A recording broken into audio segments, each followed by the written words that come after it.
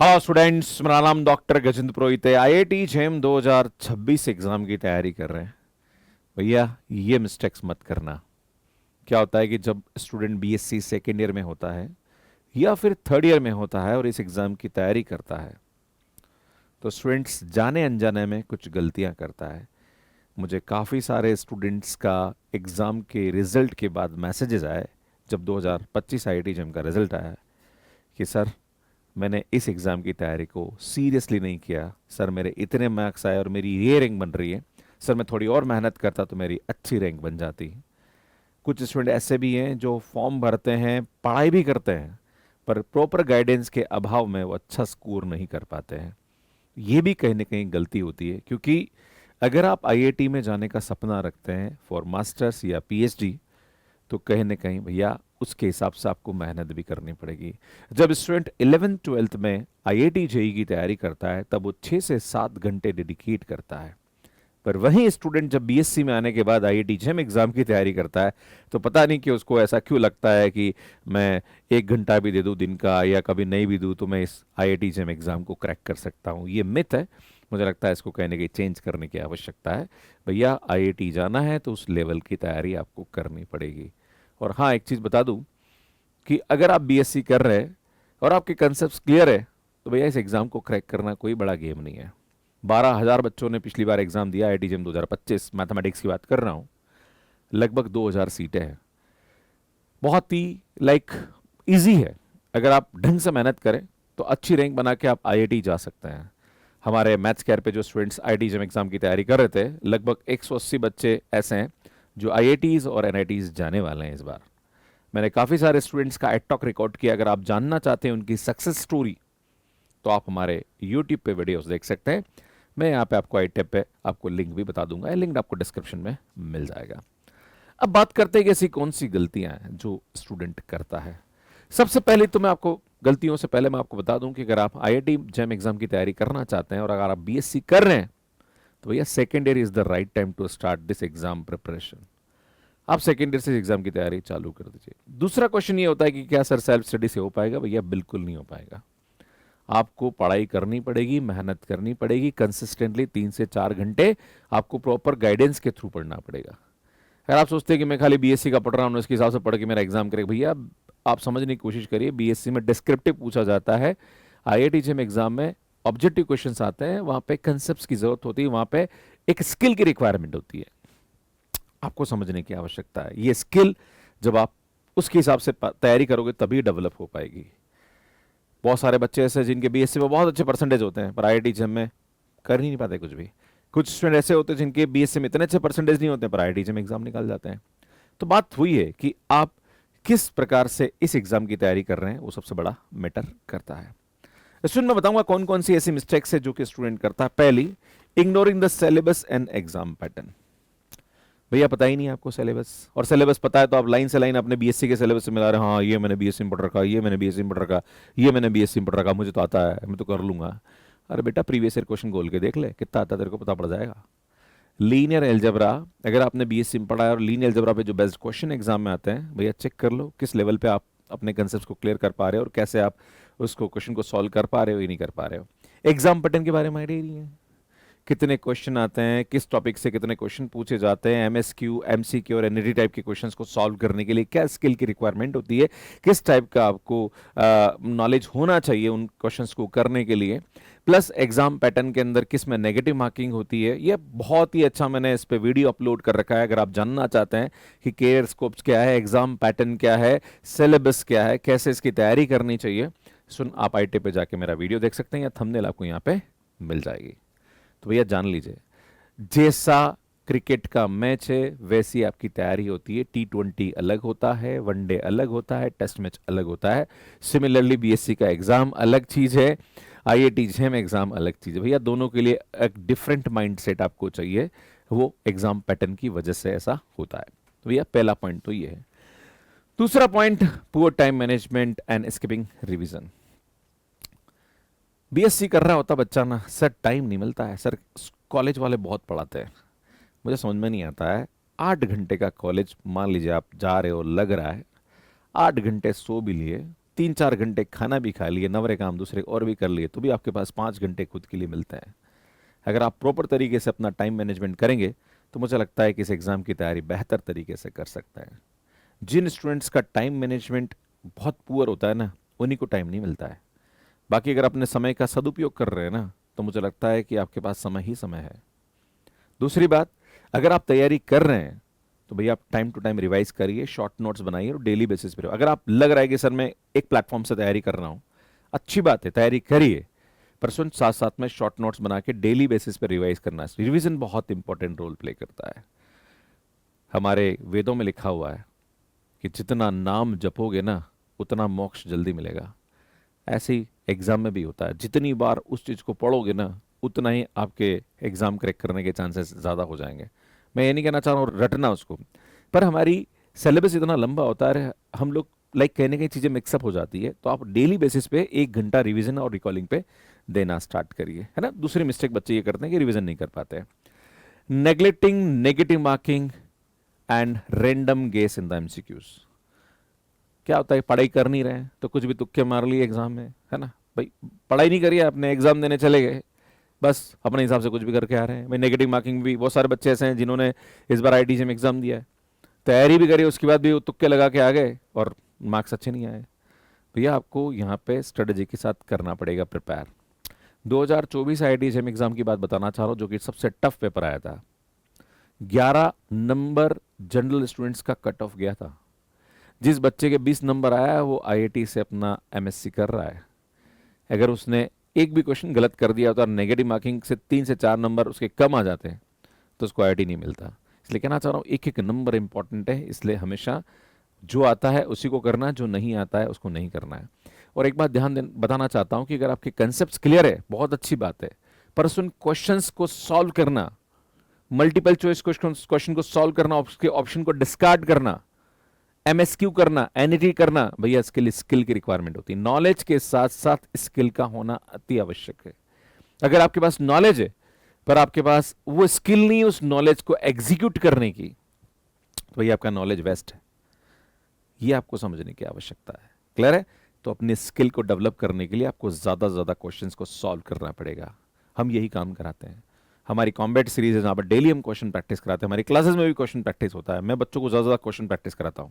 बहुत सारे प्लेटफॉर्म है जो बच्चों को पीएचडी करवाते हैं, मैं नहीं कराता हूं। मेरा वही काम है कि भैया नॉलेज क्या है और उसको क्वेश्चन में कैसे अप्लाई करना है, विच इज वेरी इंपॉर्टेंट, क्योंकि एग्जाम की रिक्वायरमेंट ही यही है।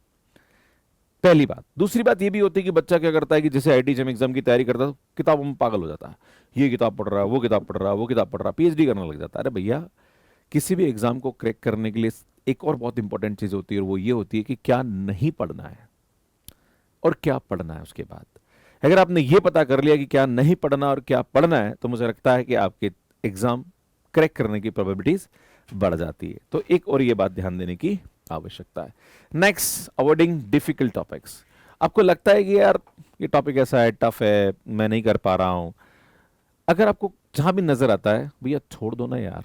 आपको लग रहा है ये नहीं हो रहा है, क्यों दिमाग लगा रहे हो, है ना। होता क्या है कि जब भी हमारे दांत में कुछ फंस जाता है ना, बार बार हमारी जो टंग होती है वो वहीं जाती है ना। हम ये नहीं देखते कि बाकी सब बढ़िया चल रहा पर दिमाग वहीं जाता है ना। ये इंसान की फितरत होती है। इसलिए बताना चाहता हूं कि अगर आपको 100% सिलेबस में से 5% में कहीं दिक्कत आ रही ना, रोना बंद करिए, 95% को बेहतर करने की कोशिश करिए। हर इंसान हर सब्जेक्ट में एक्सपर्ट नहीं हो सकता है। आपको लगता है कि जैसे बच्चे रोते रहते हैं, सर मेरे को है ना ये वाला टॉपिक समझने में दिक्कत हो रही है, सर ये हो नहीं रहा, और अपनी पूरी एनर्जी उसमें लगा देता है। अरे भैया, बाकी 95% को भी तो ढंग से कर ले भाई, समझने की कोशिश करिए। 100 मार्क्स का पेपर आता है, 100 मार्क्स में से अगर आपके 55 नंबर भी आ गए, 60 नंबर भी आते, टॉप रैंक बन जाती है बच्चों की यार। टॉप 100 में आ जाते हैं स्टूडेंट्स। इस बार जो 60 से ऊपर मार्क्स लेके आए वो टॉप 100 में आ रहे हैं। तो 100 में से 60 मार्क्स भी बहुत बड़ी बात होती है भैया। आप 100 में 100 तो लाइक मेरी बात सुनो कि एक बार आप पढ़ना स्टार्ट करिए, और अगर ऐसा भी है कि आपको मेहनत करोगे तो 100 में 100 भी आ जाएगी, कोई बड़ी बात नहीं है। पर पहले दिमाग लगाना बंद करिए उन सब चीज़ों में। जो आपका वीक एरियाज है आपको उस पर काम करना चाहिए, पर दिमाग में उसी को लेके मत चलिए। जो अपना स्ट्रॉन्गेस्ट पार्ट है उसको भी कहीं ना कहीं अच्छा करने की कोशिश करिए। हम अपनों में कमियां ज्यादा ढूंढते रहते हैं और हमेशा उसके ऊपर रोते रहते हैं। मुझे लगता है आपको अपने स्ट्रेंथ पे काम करने की आवश्यकता है, और कमियां हैं उस पर भी काम करिए, पर स्ट्रेंथ पे भी फोकस करिए, और कमियों को लेके रोने की जरूरत नहीं है, उस पर कहीं ना कहीं काम करने की जरूरत है। Not analysing PYQs. पिछले 10 साल के प्रीवियस ईयर क्वेश्चन को एनालाइज करिए, आपको पता पड़ जाएगा कि इस एग्जाम की रिक्वायरमेंट क्या है। होता क्या है, हम लोग मेहनत तो करते हैं पर हमें पता ही नहीं है कि क्वेश्चन किस प्रकार से एग्जाम में पूछे जाते हैं। मान लीजिए अगर आप sequence and series IIT JAM का टॉपिक पढ़ रहे हैं तो भैया पुराने 10 साल के सीक्वेंस एंड सीरीज के क्वेश्चंस को निकाल के सामने रख दो, पता पड़ जाएगा किस प्रकार के एग्जाम में क्वेश्चन आ रहे हैं, आइडिया लग जाएगा आपको। अगर आप अपने आप को तुरंत कहाँ समझ रहे हैं कि सर मेरे तो बहुत ज़बरदस्त कंसेप्ट क्लियर है, मैंने तो बीएससी में शानदार पढ़ रखा है, कर ले बेटा 10 साल के क्वेश्चन सीक्वेंस एंड सीरीज के कितने आते पता पड़ जाएगा तेरी तैयारी किस लेवल की है। समझ रहे हो बेटा? अगर आपको आत्म परीक्षण करना है, अपने नॉलेज के बारे में इंफॉर्मेशन चाहिए कि मेरे को कितना आता है, सबसे बेस्ट तरीका है प्रीवियस ईयर क्वेश्चन खोल के देख लो, आपको पता पड़ जाएगा आपका लेवल क्या है, फिर उसके हिसाब से आप मेहनत करना शुरू कर दीजिए। पर मैं कहना चाहता हूं यार, आईआईटी जैसे प्लेटफॉर्म पे जाना, एनआईटी जैसे प्लेटफॉर्म पे जाना और उसके लिए मेहनत करना है, तो काय को दिमाग लगाते हो? थोड़ा बहुत पैसा अगर खर्च भी हो रहा है तो आईआईटी जेई की तैयारी करने के लिए बच्चा कोटा में जाता है जहां पर 1.5 से 2 लाख रुपए कोचिंग इंस्टीट्यूट्स को पे करता है। 1.5 से 2 लाख रुपए साल भर के रहने के खर्चे हो जाते हैं, 2.5 से 3 लाख का खर्चा होता है तो भी बच्चा दिमाग नहीं लगाता है। आईआईटी जेम एग्जाम की तैयारी हम लोग सिर्फ 7,000 6,000 में कराते हैं, जहां पर 2 बार कोर्स कराते हैं, एक बार क्रैश कोर्स कराते हैं। पता नहीं क्यों दिमाग लगाते हैं तुम इस चीज के लिए। मतलब अपने नॉलेज अपग्रेड करने के लिए, अपने को अगर कोई अच्छा प्लेटफॉर्म मिल रहा है अपने नॉलेज को ग्रैब करने के लिए, तो मुझे लगता है कि ये 6 7 5 6 हज़ार कोई ज़्यादा मैटर नहीं करता है, पर आपको इसकी तैयारी करनी चाहिए। और आपको लगता है कि सर मेरे कंसेप्ट क्लियर, भैया फ्री कंटेंट डाल रखा है, मत खर्च करना यार, मत खर्च कर भाई, यूट्यूब पे डाल रखा है वो पढ़ ले, हमारे यूट्यूब पे भी काफ़ी सारा फ्री कंटेंट अवेलेबल है। पर बेटा तेरे को प्रीवियस ईयर क्वेश्चन को एनालाइज करके देखना पड़ेगा कि तेरे को कितना आता है और उसके ऊपर काम करने की आवश्यकता है। अब एक और चीज़ होती है, सर कॉलेज में प्रोफेसर्स बोलते हैं कि आईआईटी जेम एग्जाम करने से कोई मतलब नहीं है, आईआईटी से एमएससी करने का कोई मतलब नहीं है।